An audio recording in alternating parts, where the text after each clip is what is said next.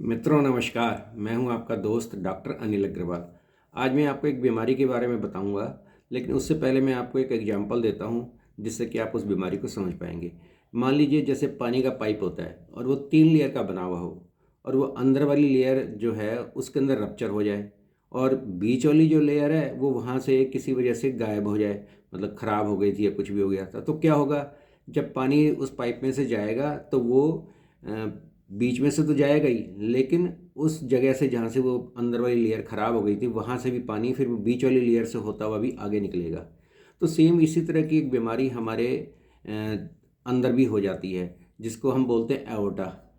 Aorta होता है कि जो सारा का सारा हमारा साफ खून हृदय से बाहर निकलता है, वो एओर्टा नाम की नली के द्वारा ही बाहर निकलता है।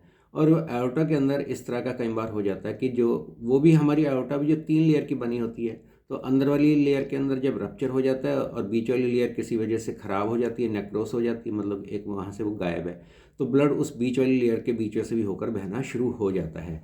तो और ये एओर्टा के अंदर जब होता है तो उसके बाद कहीं से ये फट भी सकती है, और ख़ास तौर पर जैसे पेरिकार्डियम के पास से फटे या कहीं और से फटे। और ये बीमारी उन लोगों को ज़्यादा होती है जिनको जैसे पुरुष हैं उनके अंदर हाइपरटेंशन की बीमारी रहती है, और महिलाओं के अंदर अगर प्रेगनेंसी का टाइम है तो उस वक्त ऐसी चीज़ें कई बार देखने को मिलती है।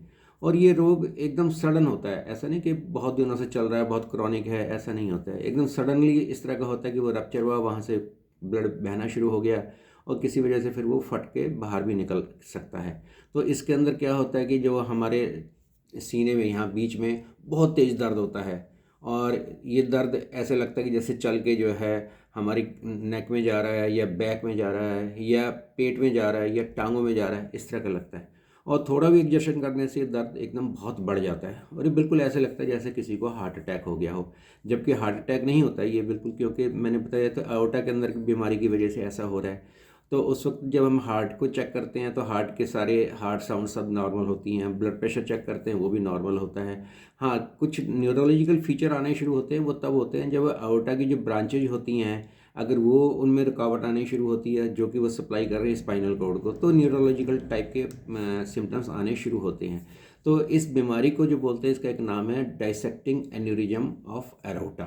तो ये इस बीमारी का नाम है, लेकिन मैंने, हालांकि ये बहुत कॉमन नहीं है लेकिन फिर भी होती है, तो एक आम आदमी को हर चीज़ की थोड़ी थोड़ी जानकारी होनी चाहिए। उसी थोड़ी सी जानकारी देने के संदर्भ में मैंने आज आपको ये डाइसेक्टिंग एन्यूरिज्म ऑफ एओर्टा के बारे में कुछ बताया है। तो अब मैं अपनी वाणी को आज यहीं विराम देता हूँ, कल फिर मिलेंगे दोस्तों। धन्यवाद आप सबका मेरे इस वक्तव्य को सुनने के लिए, और मेरे चैनल को आप और लोगों को भी बताएं, उनको कहें कि सब्सक्राइब करें, जिससे उनको रोज़ जो है नोटिफिकेशन आता रहेगा, तो उनको भी नई नई जानकारियाँ प्राप्त होती रहेंगी। धन्यवाद दोबारा से दोस्तों।